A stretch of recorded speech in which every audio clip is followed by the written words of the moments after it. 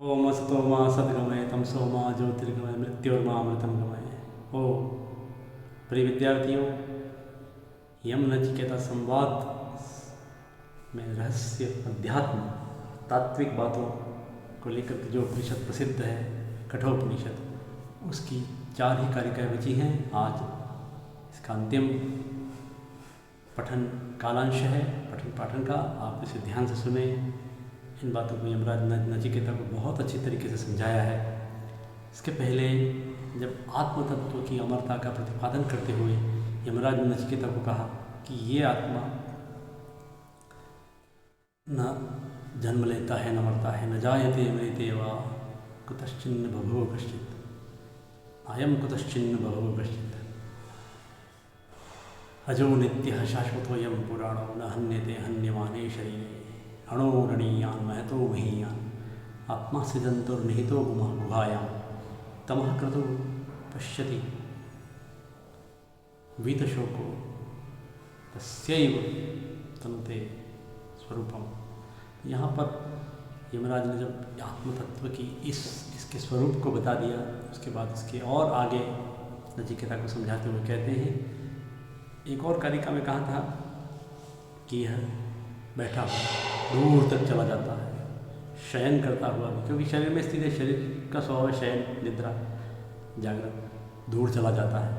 इस प्रकार यहाँ इसके बाद अगली कारिका में क्या कहते हैं, आइए देखें। 22वीं कारिका पढ़ेंगे।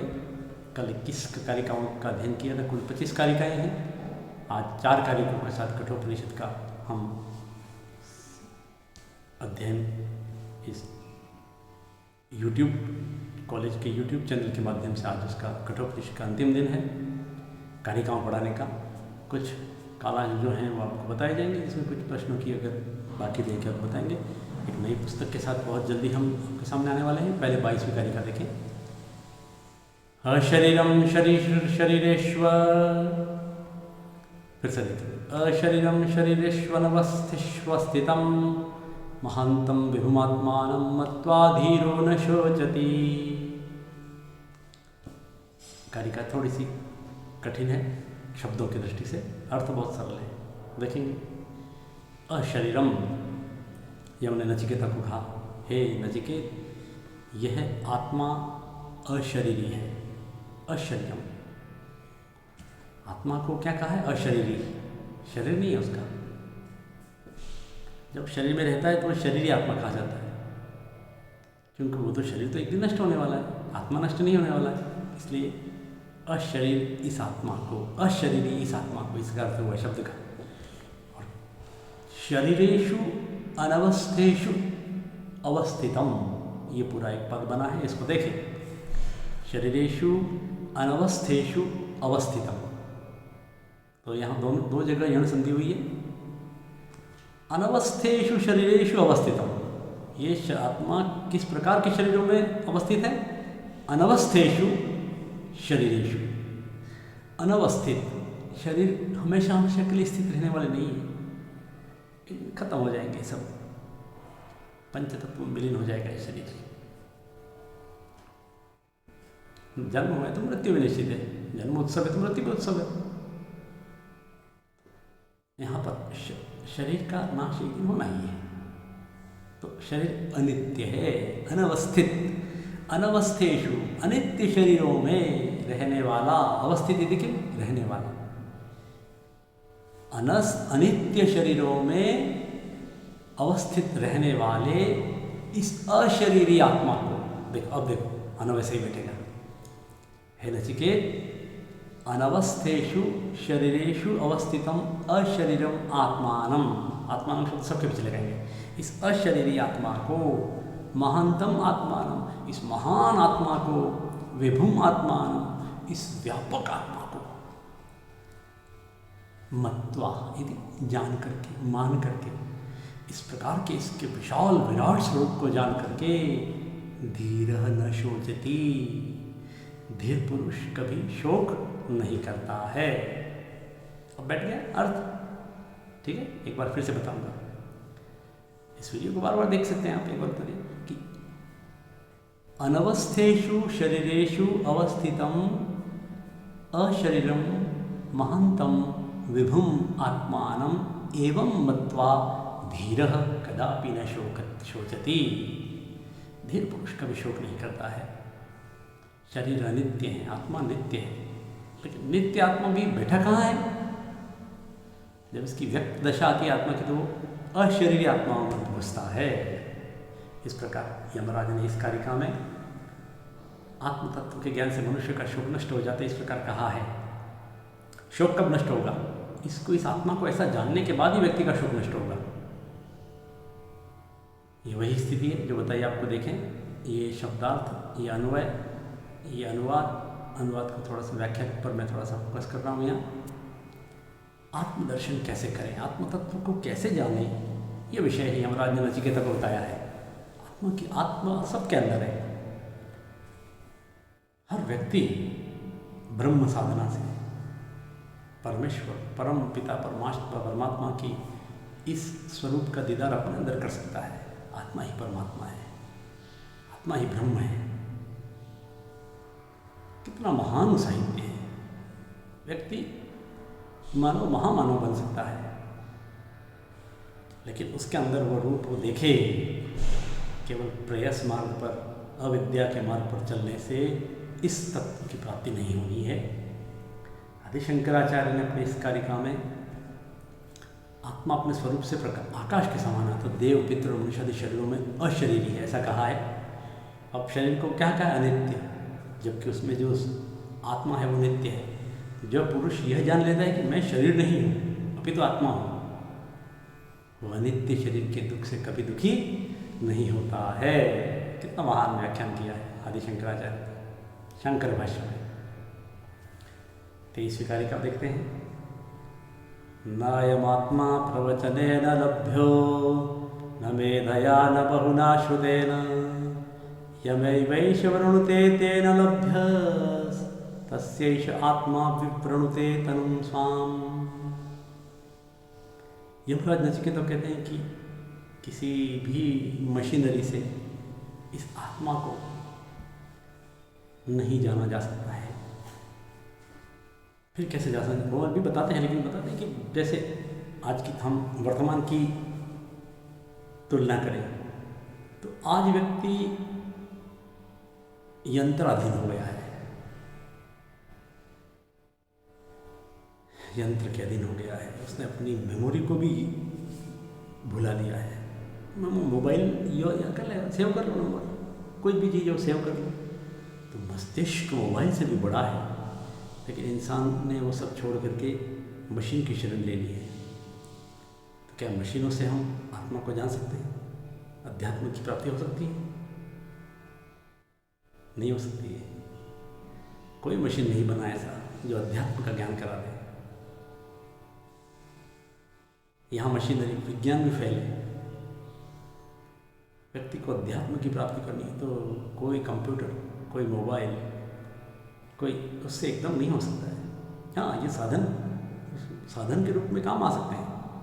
इसलिए यमराज कहते हैं, कारिका को दृष्टिगत करें और कहते हैं कि ना यमात्मा, न अयमात्मा प्रवचनेन लभ्य, अयम आत्मा प्रवचनेन न लभ्य। इस आत्मज्ञान को प्रवचनों से, शास्त्र श्रवण से कोई प्रवचन कर रहे हैं और प्राप्त हो जाए, नहीं, संभव नहीं है।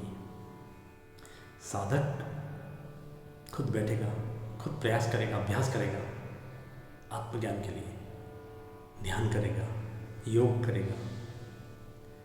फिर कहते हैं न मेधया, न मेधा से, कोई कितना बुद्धिमान क्यों न हो, उसकी मेधा भी यहाँ काम नहीं कर सकती। मेधा की बुद्धि, तृतीय एक वचन मेधा, उत्तम बुद्धि से, ब्रिलियंसी है, बहुत चालाकी है, बहुत तीव्र बुद्धि है।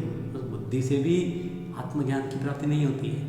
न बहुना श्रुतेन, नहीं बहुत सारा श्रवण करने से, शास्त्र ज्ञान से, श्रुतेन बहुत सारा आप पोथियाँ इकट्ठी कर रहे हो, शास्त्र श्रवण से भी नहीं, प्रवचन से भी नहीं, न बोलने से, न सुनने से, न बुद्धि से यह आत्मा प्राप्त नहीं होता है। फिर कैसे होता है? तो तीसरी पंक्ति में कहते हैं यम एव एष वृणुते तेन लभ्य। जो इस आत्मा को वर्ण करता है, यम जिसको वर्ण करता है, जो साधक इस आत्मज्ञान के लिए जुझारू हो करके इस आत्म तत्व का वर्ण करता है, तेन लभ्य, उसी के द्वारा यह आत्मा पाने योग्य है, प्राप्त, यह आत्मज्ञान प्राप्त होने योग्य है। तस्य एष आत्मा, उसके लिए यह आत्मा विवृणुते तनुं स्वाम, अपने स्वरूप को फैला देता है, विराट कर देता है, प्रस्तुत कर देता है, प्रकाशित कर देता है। जिसने इस आत्मज्ञान का चयन किया है, तुम जैसे नचिकेता, उसके लिए आत्मा अपने स्वरूप को विस्तृत फैला देता है, निधार करा देता है। साधक की, पढ़ने वाले की, विद्यार्थी की यादृशी भावना यस्य सिद्धिर्भवति तादृशी, ये सूक्ति कही जा सकती है। बहुत उत्कृष्ट कारिका है। यमराज ने नचिकेता को अन्य किसी भी साधन से आत्मज्ञान को असंभव बताकर आत्मकृपा, आत्मा की कृपा होनी चाहिए उसके ऊपर। देखिए, कारिका का अनुवाद वही कह रहा है, यह आत्मा उपदेश से प्राप्त नहीं हो सकता, न बुद्धि से, न बहुत शास्त्र श्रवण से। जिसे वर्ण करता है उसके द्वारा प्राप्त होने योग्य है। उसके लिए आत्मा अपने सूक्ष्म स्वरूप को प्रकाशित कर देता है।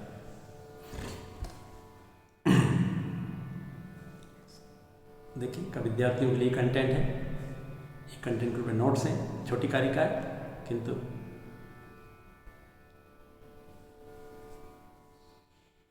शंकराचार्य ने कहा इस कारिका में कि केवल आत्मलाभ के लिए भी प्रार्थना करने वाले निष्काम पुरुष को आत्म तत्व की उपलब्धि होती है। जो आत्म तत्व का जिज्ञासु, उसी को प्राप्त होती है। देखिए अगली कारिका, 24वीं कारिका। न वीरतो दुश्चरितान्ना शांतो सना समाहितः, नाशांत मानसो वापि प्रज्ञा नैनमाप्नुयात्।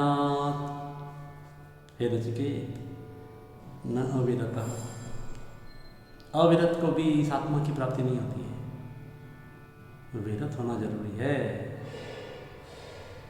विरत, अविरत शब्द का अर्थ देखें। विरत का तात्पर्य है जो, विरत का मतलब रुक गया है, अविरत का मतलब जो नहीं रुका है। जो नहीं रुका है किससे? दुश्चरिता, बुरे कर्मों से, निंदनीय कर्म करते जा रहा है, पाप कर्म करते जा रहा है, दुष्कर्म करते जा रहा है। जो दुष्कर्मों से न अविरत, जो विरत नहीं हुआ है, ऐसे व्यक्ति को यहाँ कोई स्थान नहीं है, आत्मज्ञान की प्राप्ति नहीं होती है। पाप, गलती से पाप हो भी जाए तो उसका प्रायश्चित संभव है, लेकिन लगातार करते जाने वाला कभी आत्मज्ञान को प्राप्त नहीं होता, अध्यात्म की प्राप्ति नहीं होती उसको। फिर आगे कहते हैं न अशांतः, हे नचिकेत, अशांत को भी नहीं होती है। अशांत को भी तो किसको होती है? शांत को, जिसके अंदर अपार शांति है। अपार शांति वाले व्यक्ति को आत्म तत्व की प्राप्ति होती है, ब्रह्म साक्षात्कार की प्राप्ति होती है, आत्म साक्षात्कार की प्राप्ति होती है। जो अशांत है, न अशांत, अशांत को भी नहीं होती है। क्या? ईश्वर तत्व की प्राप्ति, आत्मज्ञान की प्राप्ति, ब्रह्म साक्षात्कार की प्राप्ति। न असमाहित, असमाहित को भी नहीं होती है। क्या? क्या प्राप्ति? आप्नुयात्, किसकी? ब्रह्म की प्राप्ति। आप देखें इस पहले वाले श्लोक का मेरे आत्मा, आत्मा शब्द चल रहा है कि असमाहित को भी आत्मा की प्राप्ति नहीं होती, आत्मज्ञान की प्राप्ति नहीं होती है। समाहित होना आवश्यक है। समाहित का अर्थ बता दें आपको। असमाहित और समाहित का क्या अर्थ है? एकाग्रचित्त। जिस, और एक और शब्द है अशांत मन। न असमाहिता, एकाग्र, मन भटक रहा है जिसका, लगातार भटकता ही रहता है। आत्मसंयम नाम की कोई चीज़ नहीं है, उसको आत्मज्ञान की प्राप्ति नहीं होती, ब्रह्म साक्षात्कार नहीं होता है, ईश्वरीय साक्षात्कार कभी नहीं हो सकता है। समाहित होना आवश्यक है। अपने अंदर समाहित, जैसे कछुआ अंगों को समेट लेता है ना चारों ओर से। यदा संहरते चायम कुर्मोंगानीव सर्वश इंद्रियाणि इंद्रियार्थेभ्यस्तस्य प्रज्ञा प्रतिष्ठिता। भगवान कृष्ण अर्जुन को गीता में यही बात कहते हैं। बाद में परवर्ती काल में। न असमाहितः न अशांत मनसः, अशांत मन वाले को भी इसकी प्राप्ति नहीं होती है। हे नचिकेत, अशांत मन, शांत मन, अशांत मन इंद्रियों में रबड़ता ही रहता है, विषय वासनाओं में। इसलिए यहाँ परिणाम दिखाया है किस किस को प्राप्ति नहीं होती है। विरत हो गया है उसको प्राप्ति होती है, दुष्चरितों से, जो दुष्कर्मों से जो विरत हो चुका है उसको प्राप्ति हो सकती है। शांत, जो शांत है उसको भी, जो समाहित एकाग्रचित्त है, और अशांत मन जिसका नहीं है, शांत हो चुका है जिसका मन अंतःकरण, उसको भी प्राप्ति होती है। किंतु बुरे कर्मों में जो लगा हुआ है, अशांत मन वाला है, इंद्रियों में मन भटक रहा है, एकाग्रचित्त नहीं है, ऐसे व्यक्ति को इस आत्मज्ञान की प्राप्ति नहीं होती। तुम कहते हैं कि प्रज्ञानेन एनमाप्नुयात्, अंत में कहा है प्रज्ञानेन, ज्ञानेन और प्रज्ञानेन क्या अंतर है? प्रकृष्ट ज्ञानमिति प्रज्ञानम, प्रज्ञानम ब्रह्म, प्रज्ञान को ब्रह्म कहा है हमारे ऋषियों ने, प्रज्ञान ब्रह्म है। प्रज्ञानेन तृतीय वचन है, प्रज्ञानेन एनम आप्नुयात्, इस आत्मा को, इस आत्म तत्व को, इस ब्रह्म ज्ञान को प्रज्ञान से, प्रकृष्ट ज्ञान से प्राप्त किया जा सकता, ज्ञान की उत्कृष्टता से प्राप्त किया जा सकता है, केवल केवल। भोगों में घूमने वाला, पाप कर्म करते रहने वाला व्यक्ति चाहे कि मैं थोड़ा समय निकल करके आत्म तत्व प्राप्त कर लूँ, नहीं, उसके लिए स्थान नहीं है। आगे देखते हैं कारिका में कौन पात्र है कौन अपात्र है, इसका यहाँ बताया है। इस कारिका में मैंने आपको बता दिया, इसका अर्थ शब्दार्थ नोट कर लें विद्यार्थी, ई कंटेंट के रूप में।